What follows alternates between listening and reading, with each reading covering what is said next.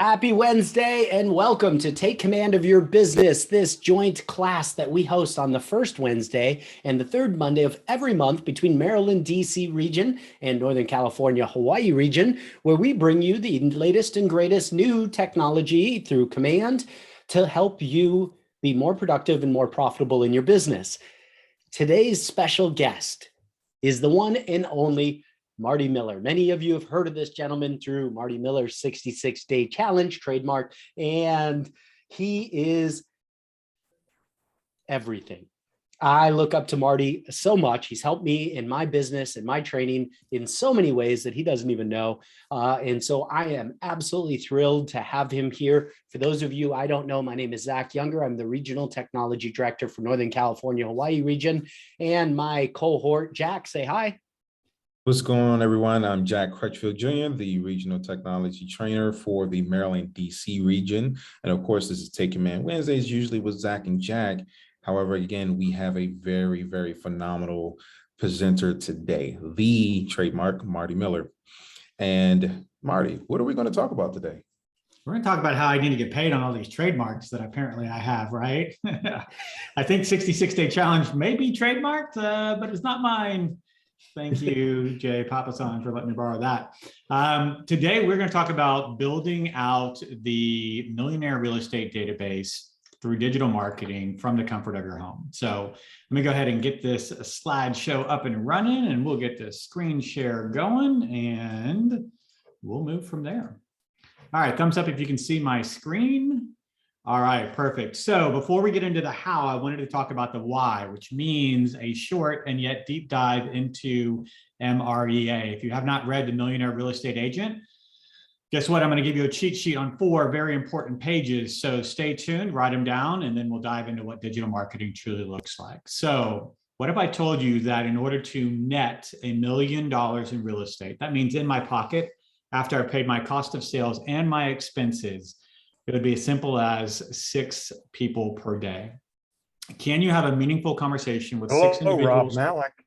6 individuals per day and get them into your database, right? That is the goal. So if you don't believe me, or you don't understand what we're talking about, here comes that dive into MREA. You've got your page numbers down at the bottom, write them down, write them down, write them down. So based upon the average commission of 3%, MREA teaches us that with an average sales price of $250K, you're going to need 320 closed transactions in order to net $1 million. Now, I don't spend a lot of time in California and Hawaii, but I'm going to guess that your average price point might be a little bit higher than $250K. Jack, back me up there. Maryland, DC seems to have some decent price points as well. So with that being said, you've got 2 choices: make more than $1 million or do less than 320 closed transactions. You can decide, and yet that is straight off of the MREA economic model. And that's what we're going to work with today. So figure 30, page 178, you've written that down. So how do we get to 320 closed transactions? And you've got 3 different paths that we're going to talk about. The first path is the MET database path. Again, pages at the bottom there, 186 and 87 in your MREA. For every 12 people in your MET database, we are taught that if we market to them 33, spoiler alert, that might go to 36 times per year, you can expect 2 sales. So I'm put 12 people in my database, I'm going to market to them 33 to 36 times per year, I can expect 2 sales. Somebody didn't tell Danielle there was going to be math, but she can still do it, I promise. 320 times 12 divided by 2, put your parentheses in there, 320 times 6. How many MET people do I need in my database? That is 1,920. Danielle, do you have a calculator on hand? I know I'm calling you out without giving you any. Yeah, it's okay. I still love you. Yes, I got you. You ready? 1,920 divided by 365 is?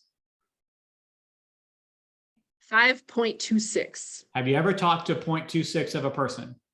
I mean, yeah, but it was a baby, so they didn't understand me. Yeah, I was gonna say, some days I feel like I'm talking to a 0.26 of a person, but if we round that up, guess what we get to? That'd be 6 people per day, right? 6 people per day is all we need in order to get 1,920 people into our database that we are going to market to systematically 33 to 36 times per year. And congrats, we're going to be a millionaire, right? Now, some of you may say, I don't like talking to people I already know. I feel salesy. I don't want to do that. Okay, so maybe path number 2 is what you're thinking about.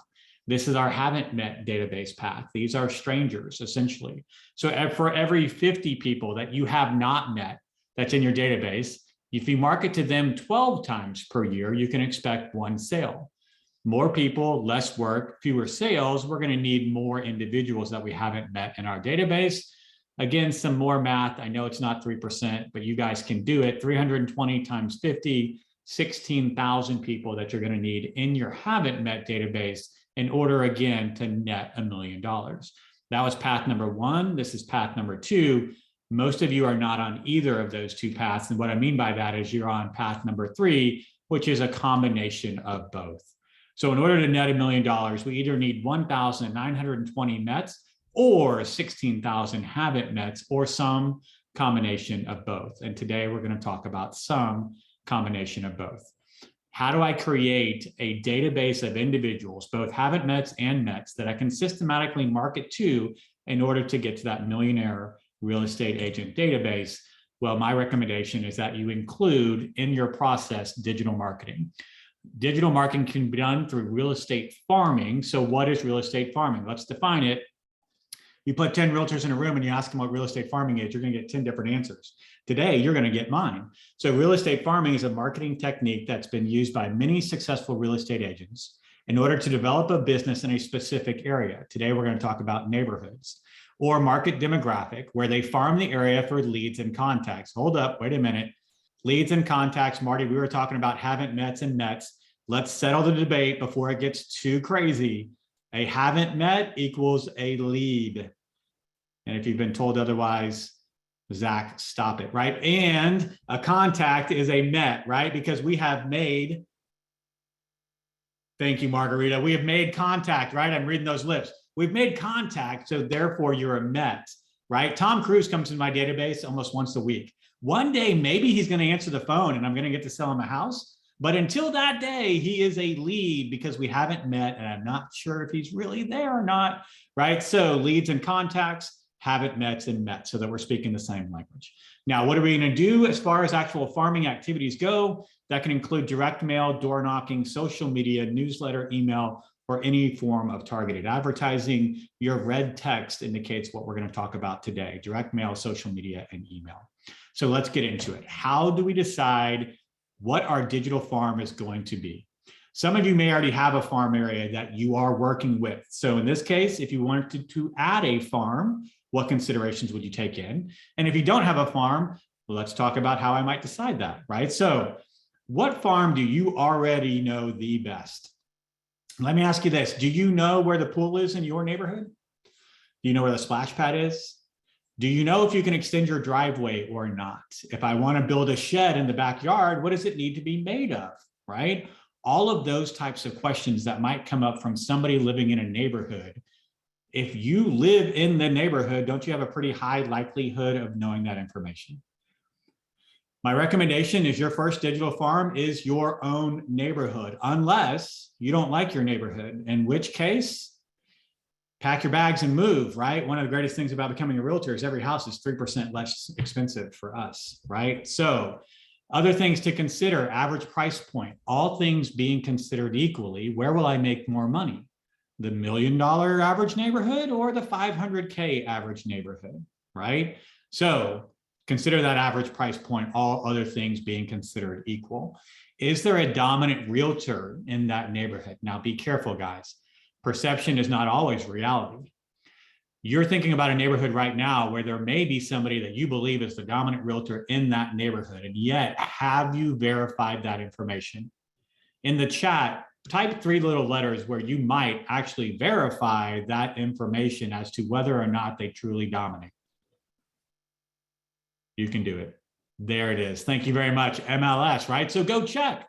I might think Marty's the dominant realtor in the Falls of Green Meadows because I see his signs and I see his postcards and he's always on Facebook talking about his amazing neighborhood. And yet, guys, transparency alert, I've yet to sell a house in my own neighborhood. But if you ask the average neighbor, I'm the realtor of choice because I'm going to make sure that I am in front of you nonstop until I do become that dominant realtor. Right now, there's not a dominant realtor in our neighborhood. How do I know that? I have checked the last 12 months of sales in our neighborhood. Do you know how many realtors have more than one listing taken in our neighborhood? One, and he's taken 2. That's it, right? So no dominant realtor yet in the neighborhood, just because the signs are always out and they're always talking and their office is located right outside the neighborhood. Double check, perception is not reality all of the time. In addition, do you have access to, or are you a part of the Facebook group? We're going to talk about some things that you can do inside of a neighborhood Facebook group to start generating activity and interest that has nothing to do with your open houses or listings taken. Turnover rate. What point is there in becoming the dominant realtor in a neighborhood where one house sells per year? Congratulations, you're the dominant realtor. You may or may not get that listing. If you got 20% of the listings, it would take you 5 years to get one, right? So what is the turnover rate? How many houses actually sell in this neighborhood? Is this one of those neighborhoods where everyone moves into and they're like, nope, you're carrying me out in a box, right? Or is this a neighborhood where everyone moves to until they get a little bit more money and then they move out, right? We know those two neighborhoods. So which one is yours? Figuring out what the turnover rate is. Basically, it's the number of listings sold divided by the number of total homes available in that neighborhood. Makes sense? And then the capture rate. Congratulations, you have gotten 20% of the turnover rate. There were 10 homes available for sale this year. So you got 2 new listings, great. Average price point was only $250K though. So you made 15 grand before expenses. However, you spent 20K to get that 15K. Is that a good return on your investment? Is spending 10K to make 15K a good return on your investment, right? So what is the capture rate and what is that ROI? A list of considerations for choosing your digital farm area. Hopefully at this point, you're still here. I haven't seen the actual contact or participant count go down. So I'm going to assume, Zach, they're all in. They want to choose a digital farm. Jack, we're good to go. We're moving forward. What's next? All right. So how do I get the information for the people inside of my digital farm? I have now selected a neighborhood. I want to begin getting the information. 2 different ways, Nisi. The way they know about it and the way they don't know about it. Second one, the way they don't know about it. How can I get information for people that live in my neighborhood without them knowing? Several resources out there, guys. Fastpeoplesearch.com. whitepages.com, 2 internet-based search portals where you can go get the information for almost anyone that lives in your neighborhood. However, when's the last time you got a phone call from someone you didn't know that you were excited to get? Right? They're calling about your car warranty. They're calling about that student loan that you never actually took out. I get that voicemail all the time. I don't understand it, right? So getting people's information and then using it to your advantage may be 2 separate things. How do I get people's information where they will willingly give it to me and then expect to be contacted after the fact? Jack, if I were going to give away a Peloton, would you be interested? Absolutely. What about one of those green eggs or the Blackstone griddle where I can make fajitas for 100 people, right? Or maybe it's a $500 gift certificate to that fancy steakhouse downtown. I love steak. Figure out something that you can give away and then have people enter to win. When's the last time you entered a drawing and then didn't want to know if you won or not? So if you sent an email after the fact and you said, and the winner is, as the subject line, do you think they're going to open that email? And then it has one person's name. And oh yeah, by the way, here's some more information about real estate, right? When was the last time you entered a drawing and didn't have some sort of expectation to be marketed to after the fact, right? And oh, by the way, what email do you typically use when you enter a drawing like that? Might it be that burner account that you use to log in with Facebook as well? Hold that thought. It's an important email that we want, by the way, okay? So where else can I get additional information about the people in my farm? Guys, Facebook is an amazing place. And what are we going to do on Facebook around the people that are in our farm? Desiree, it starts with S and it ends with talk. Stalk. We're going to stalk them, guys. We're going to stalk the people in our database, right? Some people will get that and some people won't. That's okay, right? So it starts with S, ends with talk. Stalk them so that when we call them, we're not just saying, hey, yo, Robert, what's up? No, not much either. Okay, cool. Click. That's an awkward phone call, right? But if I call Robert and I say, dude, that steak that you had on the grill last night made my mouth water from afar. What was the seasoning? Was it brisket? What was the loin? Dude, I can't even I can't even smoke my way out of a paper bag, let alone teach me all your skills. Now we're having a conversation about something I've identified as a passion of his. And oh, by the way, do you think real estate might just happen to come up at some point? In addition, if I want someone to ask me about my job, what should I ask them about? Their job. Thank you, Matt, right? So their job. Hey, how are things going at work? How do I find out where Matt Verdon works? I go to LinkedIn. I'm going to take a 1 and 2 shot that he probably has a LinkedIn profile that says he works at Keller Williams. Matt, if you don't, go create it, my friend. All right. So LinkedIn, another great resource to find out employment. I want to ask them about their job, so they'll ask me about mine. How do I know where they work? LinkedIn, another great resource. The other thing about LinkedIn is you can find someone that knows someone that knows someone that knows me, that knows them. You'd be like, oh, Matt, you work at Keller Williams. You know my friend, Zach? Now, Matt doesn't really know that Zach and I aren't friends. I just know that Zach is friends with Matt or somehow connected to LinkedIn. And so now we're making a common ground connection, right? So all of this information goes into your database. Guys, I coach, teach, and train to command. So that's the one I'm going to tell you about, but it doesn't have to be command. I would love for it to be command, and yet it has to be some sort of database where you're collecting information, right? So inside of command, by the way, this is things that I really do. I'm not just someone that says, you should do this, good luck. These are actual things that I am doing inside of my database. I'm going to show you real life postcards that I'm doing, real life Facebook ads that I'm posting, etc. So to start off, everybody in my neighborhood gets a tag with the name of the neighborhood. That is tag number 1. That identifies them as part of my digital farm. Right? They are one of my neighbors. They get a tag. That tag says Falls at Green Meadows for me.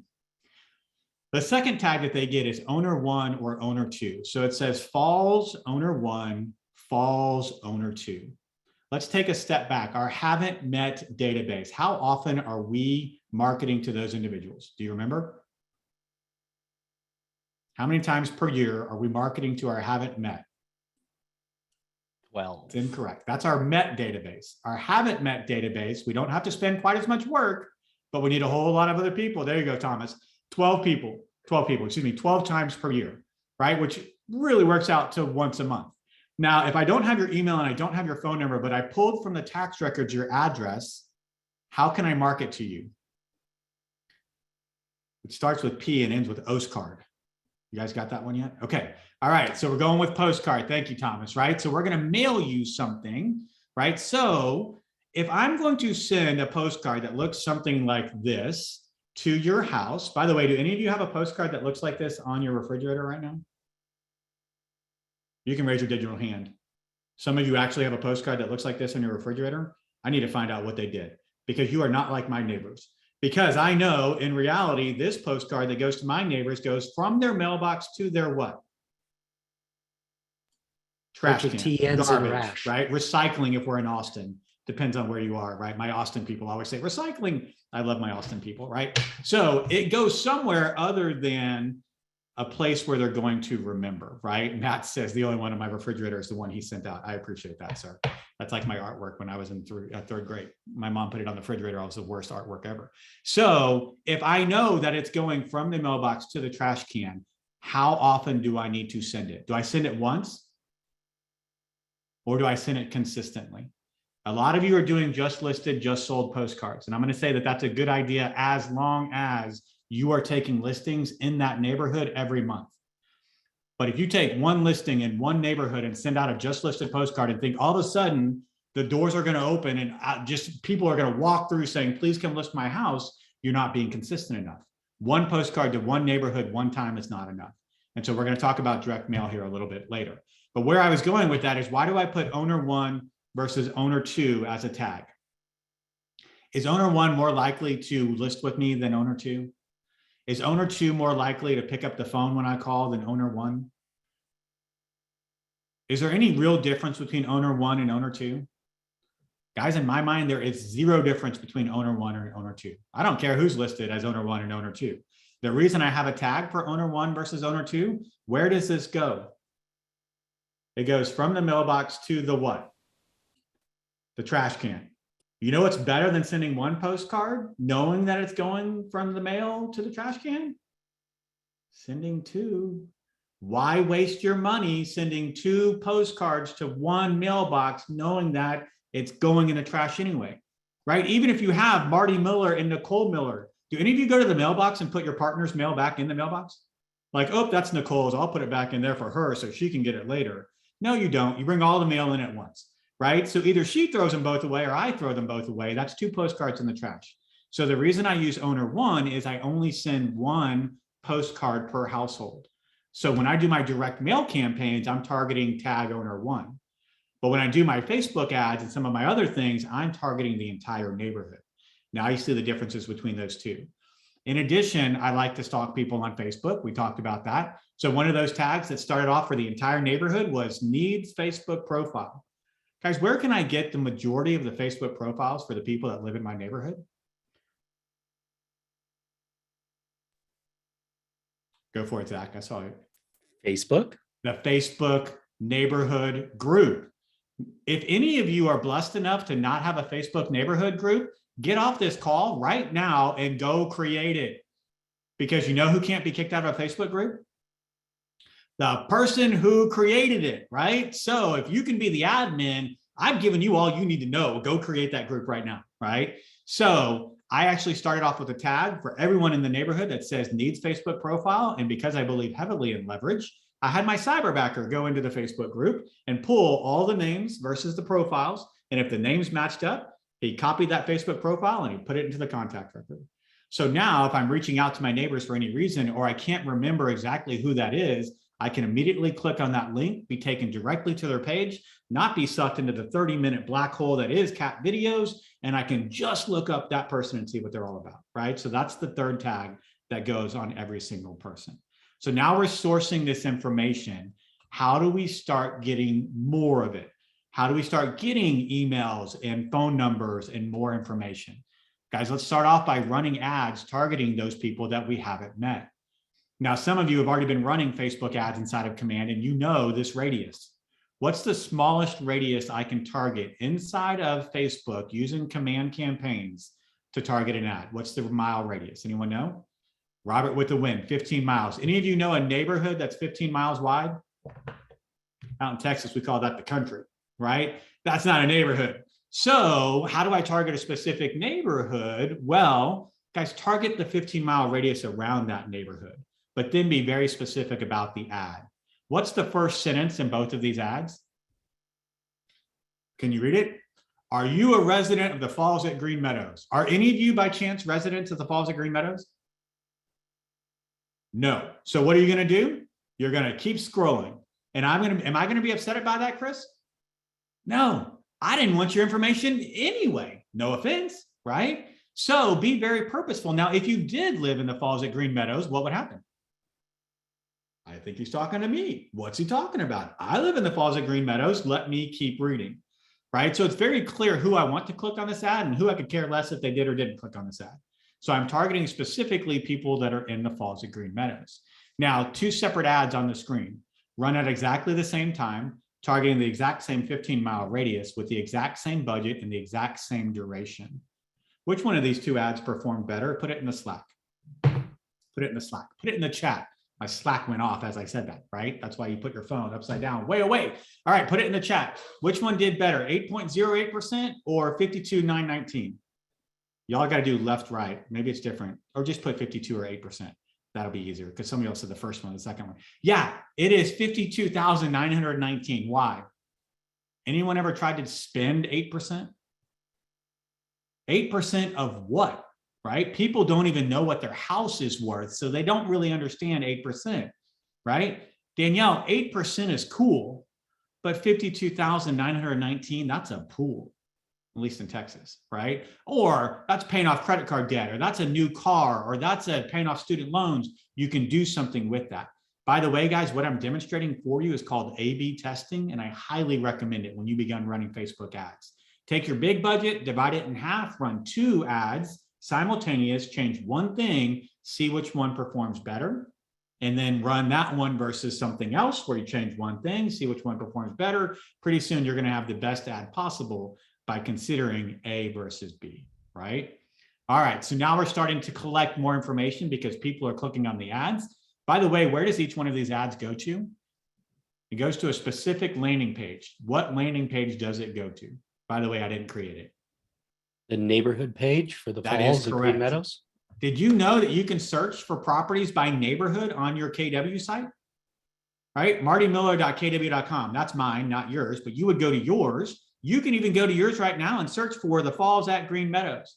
Now, it may take a little while because you don't live in Katy, Texas, but you could eventually find that neighborhood and be taken immediately to a page that shows you all the properties that are listed in the Falls at Green Meadows, what the average days on market, average price point, and average price per square foot are. By the way, if you live in a next door neighborhood, and there's a pretty high likelihood that you do, you have a neighborhood page too. That's exactly where I send them, and I didn't have to do any extra work. I just went to that page, I copied the link. Now that is where they're going to land for hyperlocal market content about the Falls at Green Meadows. All right, so we talked about our haven't met strategy is direct mail. So direct mail, guys, let me ask you this question real quick. Take your realtor hat off. I know it's hard. Tom, you don't actually have to take your hat off, but right. Thank you, sir. Take your real estate hat off. The house across the street goes for sale. Big old for sale sign in the front yard. In the chat, tell me what's the first thing that you think. Remember, real estate hat off. What's the first thing you think in the chat about the house across the street? Derek, I wonder what it's listed for. Why? You can come off mute if you like. Why does that matter to you? I want to know how much my house is worth. Yeah, exactly. Derek, someone filled in for you, and I appreciate it, right? If they can sell it for that, then what can I get for mine? Right? Because we're all curious about what most likely is one of, if not the largest asset we have in our portfolio, right? So why aren't you telling your neighbors about what's selling in their neighborhood? Every time a house gets listed in my neighborhood, I drive by and take a picture of it. Who owns the copyright to that photo? I do. Who can't get sued because I'm using my photos? Me. Don't borrow photos from the listings. That's called theft. It'll get you in trouble. They're not yours. You don't know the copyright. So stop right-clicking save ads, right? So take the photo. By the way, does that take me a lot of extra time to take photos of houses that are in my neighborhood? No, I drive by them every day anyway, right? They're literally in my neighborhood. So take a picture of them. Then I create a folder for properties that have been listed but not sold. And then at the end of every month, I look at what's sold and I create a postcard that looks just like this, right? What's not in the majority of the postcards, don't look at Asbury Crook. I couldn't, Brook, excuse me. That was a tough one not to get the sign in, but don't get the sign in it, right? Don't have kids in the picture. That's awkward. Don't have vehicles because people get real weird about license plates, right? Don't have any sort of people in the picture. Take a picture where nothing shows, but then that is your picture. And then tell your neighbors what the houses are that are being sold. Now, I don't know Maryland, DC, California, Hawaii, legal real estate. In Texas, we're a non-disclosure state. So can I tell them what each home is being sold for? Legally, no. However, what can I tell them? Desiree, it's redemption time. You ready? It starts with A, it ends with barrage. That's right, average. Okay, so the average price point of those 4, 5, 6 homes, I can tell them that information. And what am I now doing? Am I making them more intelligent about what's happening in their specific neighborhood, right? And what do I do? Not just for, Robert, you know you loved it, right? Not just for 1 month, you do a rolling 12 months. Because have you ever had, like, I don't know, the developer's house sell in the neighborhood? It's the only 5,200 square foot home that sold for 800,000 when the average price point is 450. Real life story, right? So you give them the monthly average and then you give them the rolling 12-month average. By the way, bottom left of the back of every one of the postcards that I send to my digital farm tells them what? Bottom left of the back of every postcard that I send out. The back is the one with my photo on it. Come on, Margarita, come off mute. Tell them what it says. I can't quite read it, but I believe it's download your app. Their download his app. There it is there. There it is. We're getting it in the chat. Margarita, they're helping you out. It says, I'm a resident, which means what? I live here too. I live here too. Let me guess, do any of you know where the splash pad is in the Falls at Green Meadows? Do any of you know what date the pool opens? Because I'll tell you, my girls know what date that pool opens and they're ready, right? Do you know how long you can be at the pool? Do you know if you can widen your driveway? Guess what? I do. And I know what kind of permits it takes because I'm going through the permitting process right now to get my driveway widened. These are things that I know about our neighborhood because I live here too. Make sure they understand that you live here too. All right. All right. So now we're part of the Facebook group. What do we want to do? Guys, here's the thing that you don't want to be inside of a Facebook group. Annoying. You want to walk into a digital room and have people walk towards you, not away from you. You ever been in a room where someone walks in and you're like, oh God, right? And you slowly walk away because you know they're going to talk to you about something, right? Primerica used to be the example that I used to use because those Primerica insurance people, man, that's all they do is talk about insurance. And I'm like, I'm good. I don't even know what I got insured at this point, but I'm good. Please don't come over here. Don't be that person, right? If you sell Primerica, you're amazing, I'm sure. And yet, just an example. So provide content in your neighborhood Facebook groups that people will look forward to reading, that they will appreciate, that will cause emotion, right? And that they will literally say, hey, you know what? I am now smarter, or I feel better about this post. So here is really the full life example of the first post I ever made inside of my neighborhood Facebook group. And I'll paraphrase, but basically it says, hey neighbors, I'm working on a real estate marketing video for my day job.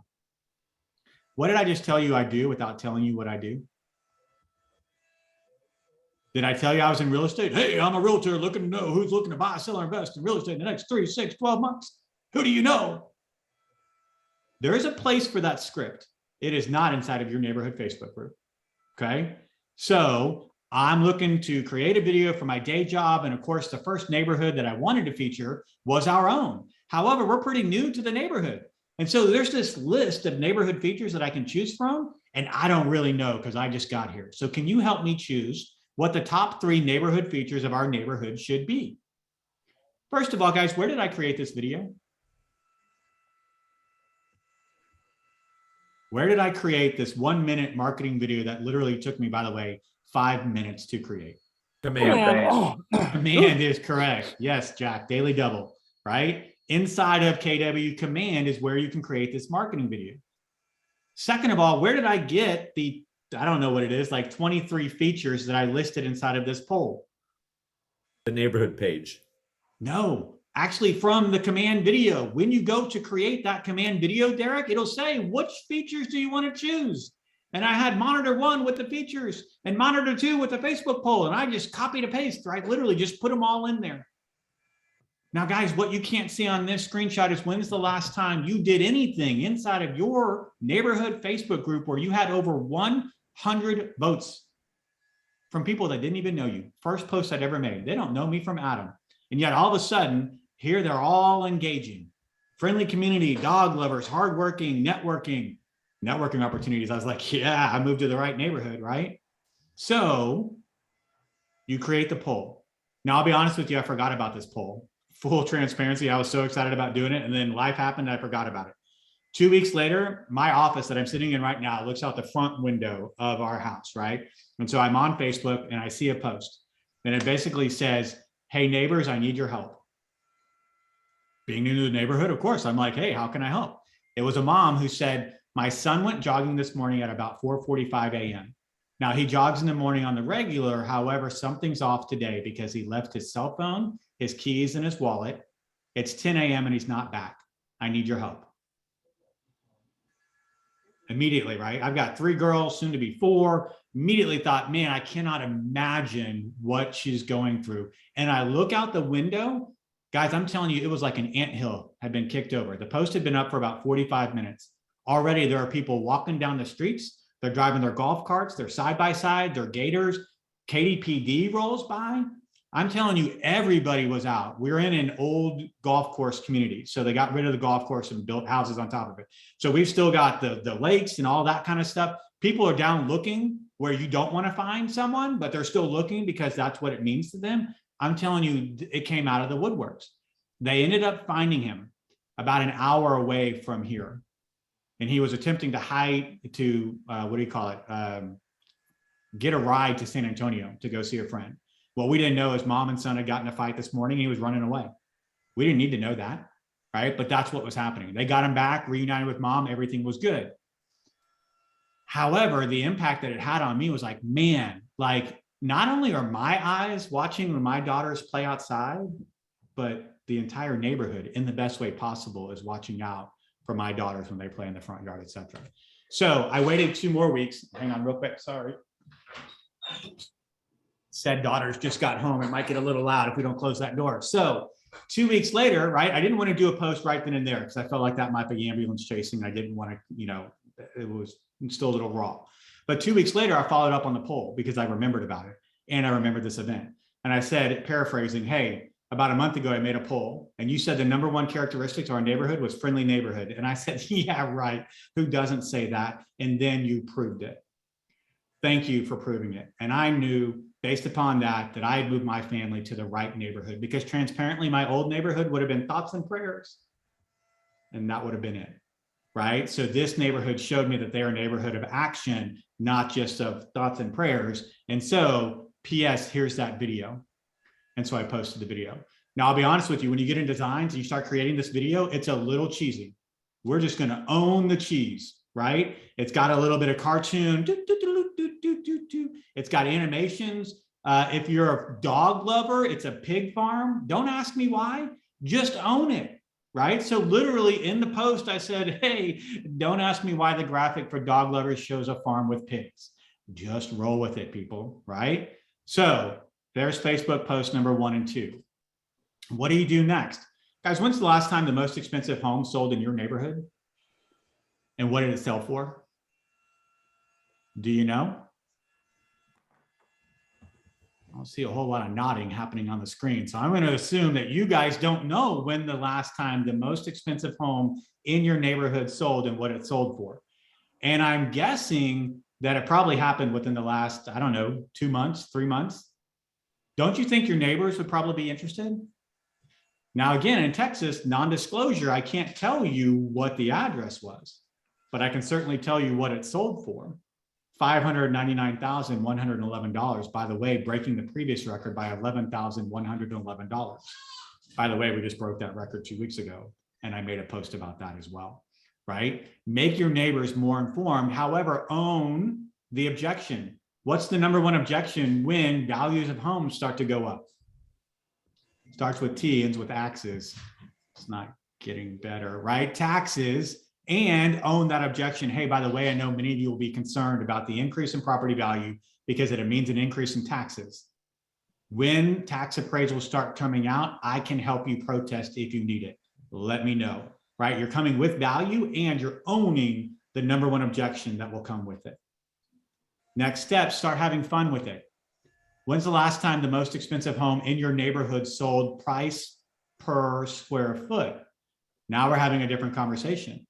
Not necessarily the biggest house. In this case, it was one of the smallest houses with an amazing backyard pool, oasis, pie-shaped cul-de-sac lot of the gods, right? That sold in our neighborhood. When you're a tech guy, people like to give you tech gifts like Echo Spots. I had one sitting on my desk. It was the second one that we had. My wife was already a little weirded out by the first one. So we weren't installing the second one. And so what do I do with this Echo Spot that's sitting on the desk? I say, well, heck, I need to give it away. Who should I give it away to? Let's give it away to the neighbors. Let's have fun. Let's do a drawing. Let's do a giveaway. You guess it. I know what the price per square foot is, but do you? So make a post that says, hey, you get to guess. Highest record ever happened, right? Highest record that ever happened, price per square foot. By the way, give them parameters, 100 to 250, because you'll get someone that says 30,000. And you're like, per square foot, idiot. You don't want to say that. And then handle the objection, because what are realtors going to do? They're a very competitive group. So they're going to go straight to the MLS and be like, I know, tell them they can't play. And then tell them if they know a realtor to play fair. Guys, when's the last time you posted something in your neighborhood Facebook group that had 79 comments to give away something you didn't pay for? Some of you still have Christmas gifts somewhere in your house that are still in the original packaging. Give it away. You're not going to use that George Foreman grill. It's been sitting in the closet since college. Give it away, right? Just have fun with these things. No one really cared that was an Echo Spot. I don't think I got 79 comments because it was an Echo Spot. I think I got 79 comments because people wanted to play. The third comment said, by the way, are we playing Price is Right rules? I said, I don't know, I guess. And so then they said, okay, well, in that case, my guess is 1 in 2637. And the next comment was like, you are so cold-blooded. You did that just because it was 1 penny more than mine and you didn't want me to win. Then people are like, ooh, savage. We're posting memes. Like it is just, they're just interacting. And again, guys, this is a neighborhood that I'm still relatively new, but not everybody's new. So they already knew each other and they're bantering back and forth and we're having all these kind of comments. And again, Jack said it in the chat. What am I continuing to tell people I do without telling them what I do? Have I once asked you if you're looking to buy, sell, or invest in real estate next 3 to 6, 12 months? No, because that's annoying. But I continue to make you smarter and we continue to have fun about real estate. By the way, when you say you're going to give away something, what do you have to do? You got to give it away, which means you get to do what? You get to make another post, which people are looking forward to because when you enter, don't you want to know if you won? And by the way, when you're going to deliver the prize, what do you get to do when you're on the doorstep? Selfie, right? That post isn't here, but another post saying congratulations, right? Karen, Kaylin, you won. And congratulate them on the Facebook group. Again, reminding them you're in real estate without reminding them you're in real estate. We're continuing to develop these haven't mets into mets, which means we have to transition from 12 touches to 33 to 36 touches, 3 times the number of touches. Marty, that's a lot of work. Is it?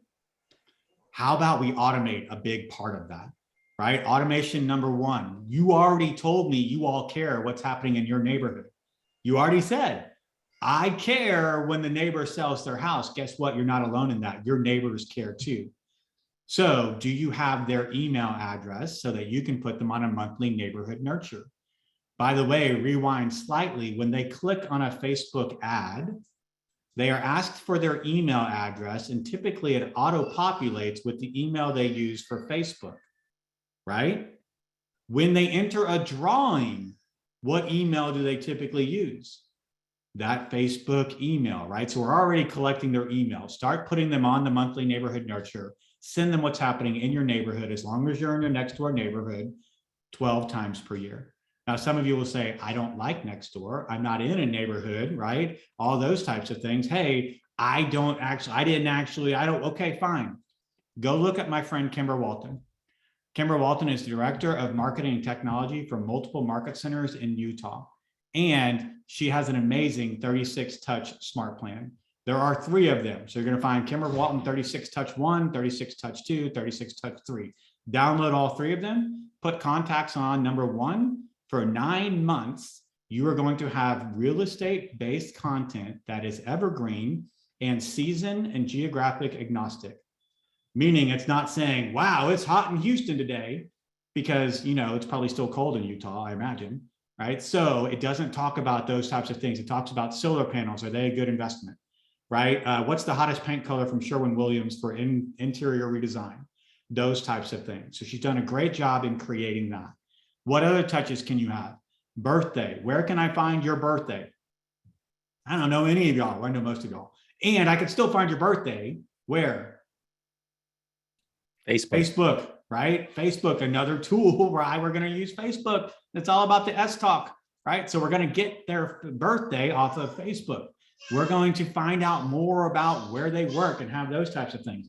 The baby's home, in case you couldn't tell, right? So in addition, last touch, we've got to actually call them. Guys, pick up the phone and just call them, right? Talk to them. How are things going? Everything good in your area? You need anything? Right around the corner if you do. Because remember, these are your neighbors. It's really easy to have conversations. Wow, what about that weather storm yesterday? I know they were in that weather storm because they live next door. If I call Jack and be like, hey, how about that crazy weather we had yesterday? And he's like, bro, it was 75 degrees and sunny. I don't know what you're talking about, right? Then that's not a conversation where we're connecting. And I don't know what the weather's like in all over the area. So make the calls. This is how you get to 36 touch. Moving forward, now I have your name. I have your phone number. I have your email address. I know where you work. I have your birthday. I've got you on multiple touches. I want you to start seeing content about real estate in our neighborhood that's targeting you specifically without you having any idea that I'm specifically targeting you. How do I do that? I start running Facebook ads targeting you as a neighbor. Remember the first tag that goes on every single one of my contacts in the digital farm? It's the name of the neighborhood. That's how I identify you as somebody in my digital farm. So now that I have the majority of your email addresses, I can start targeting you by running Facebook ads, targeting specific contacts in my database. Now, Facebook and Command have said we have to have at least 100 contacts that we recognize. By that, I mean Facebook recognizes either their email or their phone number. Guys, when you enter a drawing, what email do you give me? You give me that burner AOL account you've had since you were 16, right? That's also the same email address that you use to log in with Facebook. So now, because I've got that burner email, I can start targeting you, right, inside of campaigns. So I need to get at least 100 people with email or a phone number that Facebook will recognize so I can target you with an ad. Those of you that have run ads before, if I told you that I ran an ad that I spent $10 on for 3 days and only got 291 impressions, would you say that was good or bad? $10, 3 days, I only had 291 people see it. Guys, that's garbage, right? $10 and you only got 291 eyeballs? You should be in the thousands, if not tens of thousands of eyeballs. Remember, this is just impressions. We're not talking clicks or leads. This is just people that saw it, especially if I'm targeting a 15 to a 50-mile radius. However, the question you didn't ask me is, Marty, who were you targeting? And what I would reply with was 336 of my neighbors. How many of them saw the ad out of 336? 291. When was the last time that you ran an ad where 86% of the people that you wanted to see the ad actually saw the ad? And by the way, they're just sitting there. They're trying to go to bed because they can't sleep. Maybe they're in the bathroom. They're sitting on the couch. And all of a sudden, real estate comes up. It's an ad for Marty. How passive is that? And yet, here's a touch that directly applies to them that you have done by targeting them using Facebook ads. So again, just one more piece of that 36 touch. Put it all together. What does it cost? What does it look like? Direct mail plus Facebook ads plus targeted social content plus your email content. What does it look like? One postcard a month, 64 cents per postcard, 1 to 2 ads per month, $25 to $50 per ad, $25 per ad. I'd recommend at least 2 per month. 1 to 2 targeted social posts. What do those cost you? Right? You're giving away that George Foreman from 10 years ago. It's cost you 0, right? Just make those social posts where you're bringing value and content. Add in the emails. What do those cost you? No additional cost for the emails. What do you end up with? A 33 touch. Here's your 4th page to go write down MREA 147. Spoiler alert, it's going to talk to you about a 33 touch, which is a systematic marketing and prospecting technique. What does it cost? 64 cents per postcard. Right now, I'm targeting 355 neighbors, $227 a month. Right? Ad budget, $25 per ad, $50 a month. The social posts are free. My annual cost, $3,500. The average price point in my neighborhood is $450,000, which means that if I have one listing close, I make $13,500. By the way, that's my goal for year 1, is one listing taken. You're like, Marty, that's a pretty crappy goal. It might be. And yet after year 1, do you think that's the same goal? No, because I'm going to build on the reputation that I've created in year 1 to continue to take more listings in year 2 and 3. Do they forget about you magically on December 31st? No, you're still the guy, right? Last week, I had a call. It's a phone call from a neighbor. He said, hey, there's a house right across the street that just listed. Can you tell me what they're selling it for? I said, sure, as long as it's in the MLS. What's the address? 2244 whatever, right? I look it up. I tell him it's listed at $525,000. Actually, it's under contract. It got listed on Friday. Today's Tuesday. It's actually already what we call option pending. He's like, wow. I said, well, do you want me to let you know when it closes, just so you have an idea? And he said, sure, absolutely. So, well, it's slated right now to close the 1st of next month. If anything changes, I'll give you a heads up. He's like, cool. And I said, were you interested in buying the house? Is that what you call it? No, we just live across the street, and our current neighbors park on the street, and it drives my wife and I nuts. So we can't wait to get rid of them in their cars. So we kind of laughed, and I said, I can understand that. Cool, I'll let you know. I said, one last question before I let you go. Is there a sign in the yard? How did you know it was for sale? He said, yeah, there's a sign in the yard. I said, is there a phone number on the sign? He said, yeah, there's some lady's picture and a big old phone number on it. I said, why did you call me? He said, because I knew you weren't probably going to pressure us to get approved by a lender or go see it or set an appointment. You would just provide us the information that we needed. And if we need any more, you'll let us know. I said, okay. Guys, there's a sign in the yard with a phone number on it, and they called me. Be there, provide value, provide content that they're going to care about. Continue to tell them you're in real estate without ever telling them you're in real estate. Be the guy when you or gal when you walk in the room that they walk towards you and they ask that question that we all love. How's the market? And you say, it depends. You're looking to buy or sell.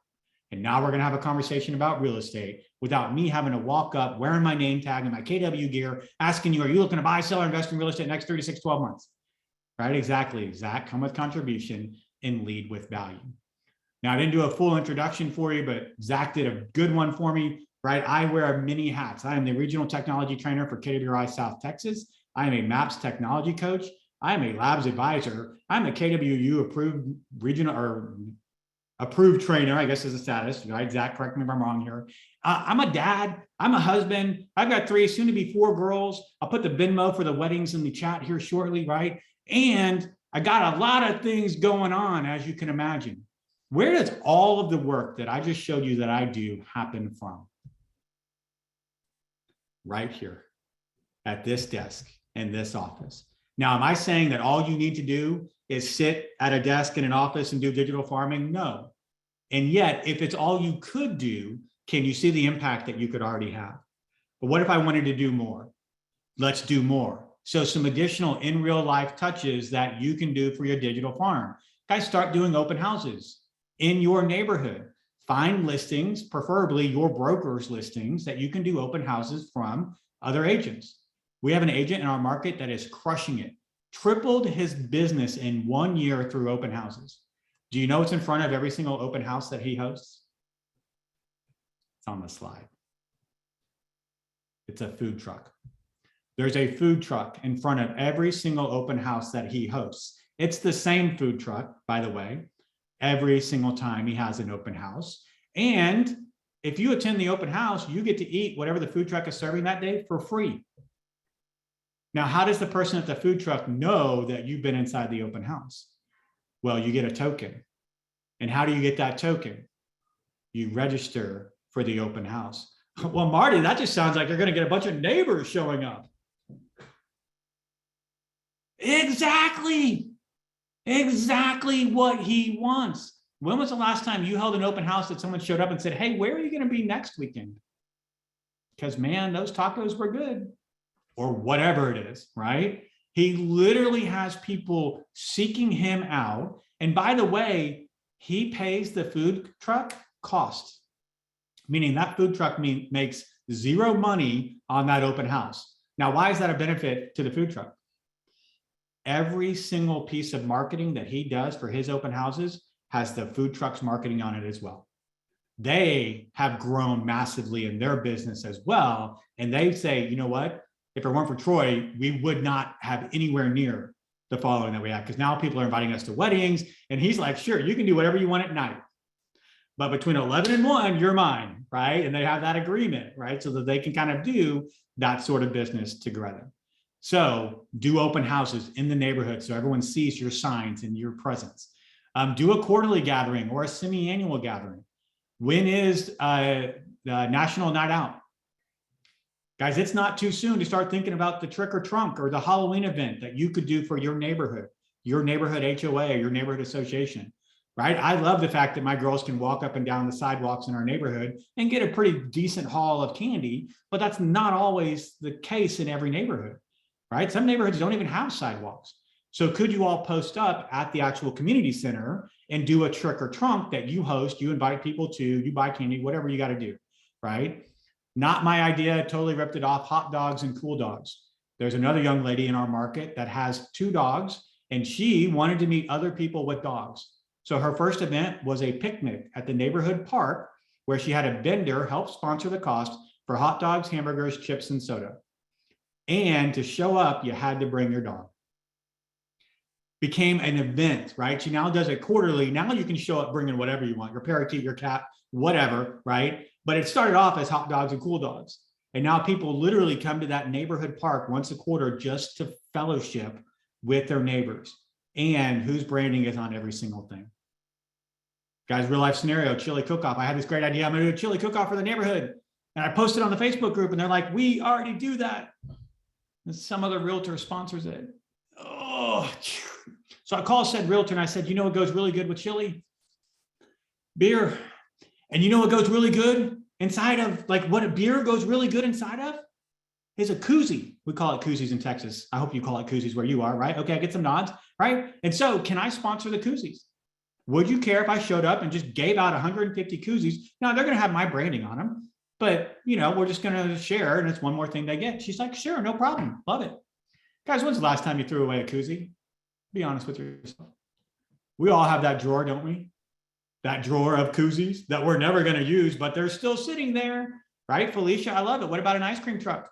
I don't know how long it's going to last down here in Texas, but it's a great idea, right? So these are digital connections that you can make to start that are going to lead to personal connections. If they recognize you, they know your name, they know your brand, they grow to like you before they've even met you, you have a much higher likelihood of getting the deal when it comes time to sit down at the kitchen table. There's a reason why more relationships start not on blind dates, but after some communication, right? Those of you that have been on a blind date and married, raise your hand. I'll wait. Okay, right? Tom, congratulations, sir. You are the one. I'm going to refer to you now for the next 6 months. There was this one guy once, Tom, and typically we have correspondence before we get into a relationship. This And is by the way, today is 49 years of that marriage. Tom, you are now the one in multiple categories, my friend. You are now the one in multiple categories. Can you call me next year when you hit 50? Yeah. Celebrate. I love it. Guys, the cartoon says, let's go back to meeting online. You're much better looking there, right? Don't be that person. Let them get to know you and really, right, want to work with you. A couple of bonus things. When nothing sells in the neighborhood and it's December, what do? You hire 4 really good looking models and you take pictures with them. No, I'm just kidding, right? You take a picture with your family and you send it out to the neighbors. Here's the running joke that my family is very proud to say. The neighbors got Christmas cards this year. The family did not. Sorry, guys, still love you, right? What happens if there's no homes that sell in a neighborhood and you want to drive more business? You make a post inside of that Facebook group that says, who else, because words matter, who else owns their own small business? If you own a small business and you live in the neighborhood, can you send me an email? Send me your logo, your website, what you sell, and the name of your company. Within 24 hours, 7 emails.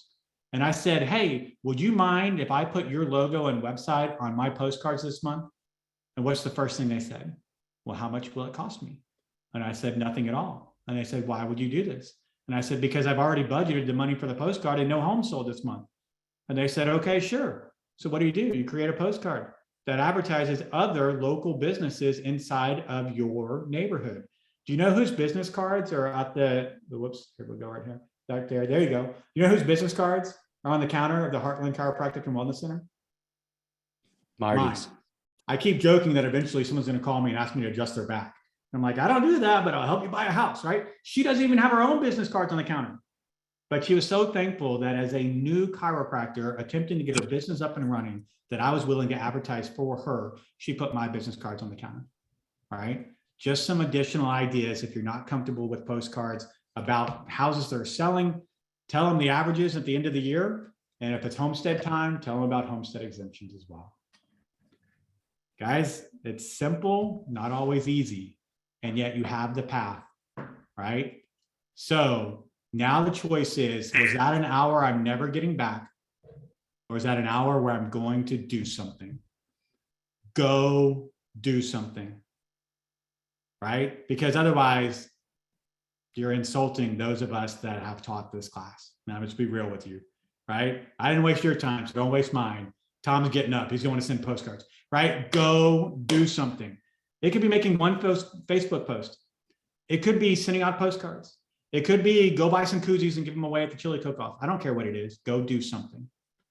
That's what I got for you today. If you ever have any follow-up questions, that is my real cell phone number, my real email address. Feel free to reach out at any time. Zach, Jack, thanks for having me on. Definitely appreciate the opportunity. Honored to be here with you guys today. Thank you, Marty. You're Thank you. absolutely incredible. Before somebody asks in the chat, I will send the deck to both of these individuals. So in honor of Brooke, yes, you will get the slides. Other than that, that's all I got, guys. Thank you, Marty. And for those of you following along in the chat, for Northern California, Hawaii region, the recording and the slides will be posted into our Facebook Mastermind page. Jack, you're going to have the recording as well for Maryland, DC? Absolutely. We'll have the recording as well as the slide deck submitted to our ROM so that it can be pushed out to our region as well. Marty, again, thank you for bringing the value today. You're absolutely amazing. Thank you. My pleasure. Guys, Thank take you. care. All right, have a good one, everyone. Thank you, Marty. Bye. Happy Wednesday. Bye. Bye.